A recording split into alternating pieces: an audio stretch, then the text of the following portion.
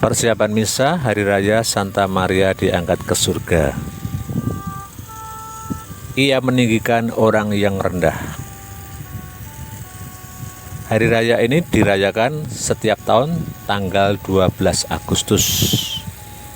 Namun akan bersama-sama umat akan dirayakan digeser kepada hari Minggu yang terdekat.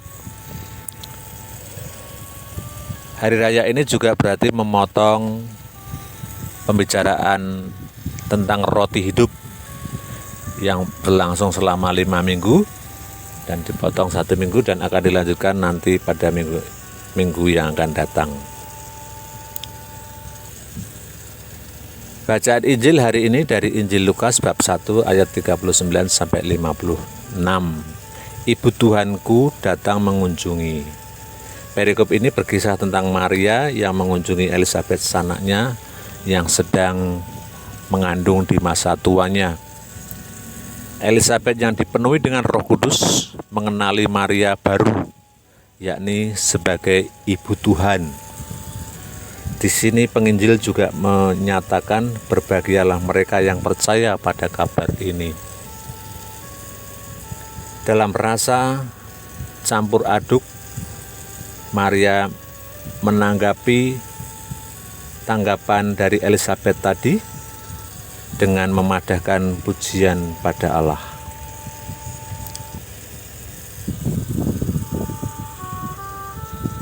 Bacaan pertama diambil dari kitab Wahyu bab 11 ayat 19, dilanjutkan bab 12 ayat 1 sampai 10.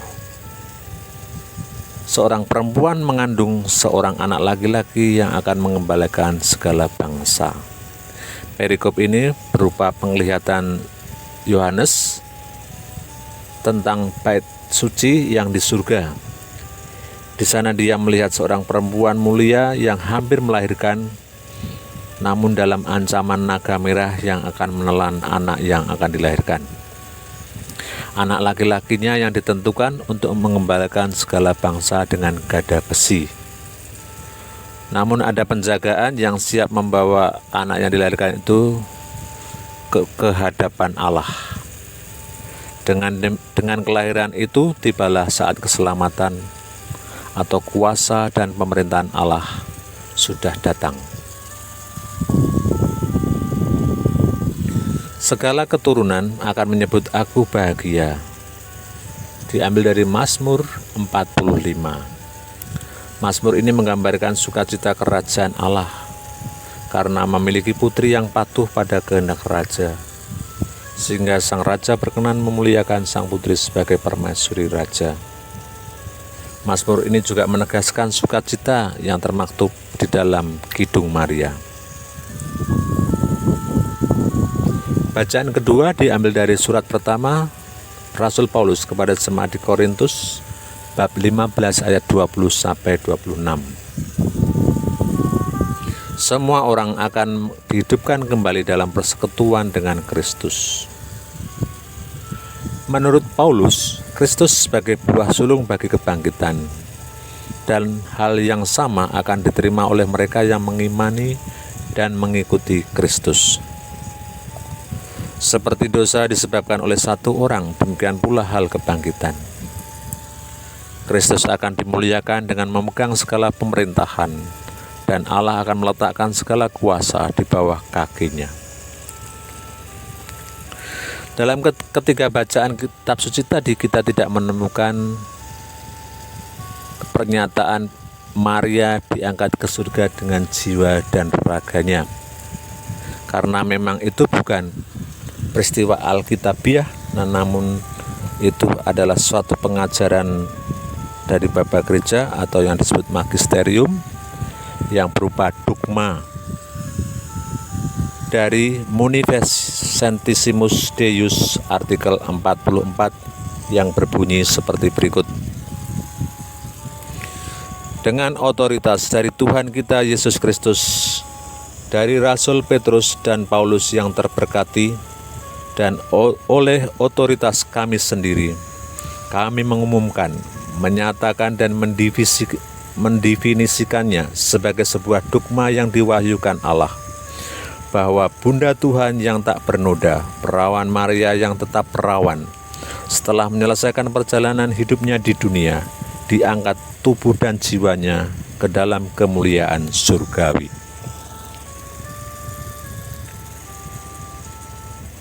Dalam perayaan ini, doa-doa presidensial akan menyatakan secara tersurat makna perayaan ini, yakni akan terdapat dalam doa kolekta, doa atas persembahan, doa privasi, dan doa sesudah komuni, yakni doa-doa yang hanya didoakan oleh pemimpin upacara. Kita lihat satu persatu dari doa kolekta. Di sana jelas tersurat, Allah Bapa yang Maha Kuasa dan Kekal, Engkau telah mengangkat Bunda Putramu, Santa Perawan Maria yang tidak bernoda, dengan jiwa raganya ke dalam kemuliaan surga. Juga diungkapkan harapan dari perayaan ini semoga akan menimbulkan kerinduan yang sama di dalam hati umat. Semoga hati dan budi kami selalu terarah kepadamu, agar kami pun pantas menikmati kemuliaan-Mu. Doa atas persembahan. Allah Bapa, kerinduan hati kami, terimalah kiranya roti dan anggur.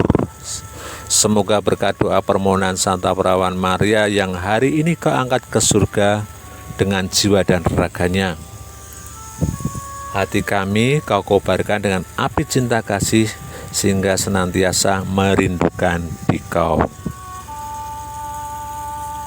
Dalam privasi, perhatikanlah pada bagian embolisme yang mengungkapkan alasan pokok dari perayaan ini. Sebab Perawan Maria, Bunda Allah pada hari ini diangkat ke surga. Dialah awal dan gambaran gereja yang harus tumbuh sampai ke kepenuhan. Dialah jaminan berziarah. Dia tidak Engkau biarkan mengalami kebinasaan dalam kubur, sebab Ia telah melahirkan Putramu, pencipta kehidupan, yang secara mengagumkan telah menjelma menjadi manusia dari Dia. Privasi ini menjadi istimewa karena menyatakan bahwa Maria sebagai model gereja, yakni yang harus tumbuh sampai pada kepenuhan. Lalu Maria juga sebagai jaminan di mana gereja berlindung di bawahnya. Dinyatakan dialah jaminan berziarah. Lalu dalam privasi ini juga diungkapkan alasan Maria diangkat ke surga bersama jiwa dan raganya, yakni sebab Ia telah melahirkan Putramu, pencipta kehidupan, yang secara mengagumkan telah menjelma menjadi manusia. Kemudian yang terakhir, doa sesudah komuni juga menyatakan bahwa perjamuan suci guna menghormati Santa Perawan Maria yang diangkat ke surga. Diharapkan juga umat setelah menerima Ekaristi Kudus akan memiliki kerinduan yang sama. Semoga berkat pertolongan Bunda Putramu, kami Kau antar kepada kebangkitan mulia. Selamat mempersiapkan diri guna menyongsong kemuliaan bersama Bunda Maria yang tercinta. Tuhan memberkati.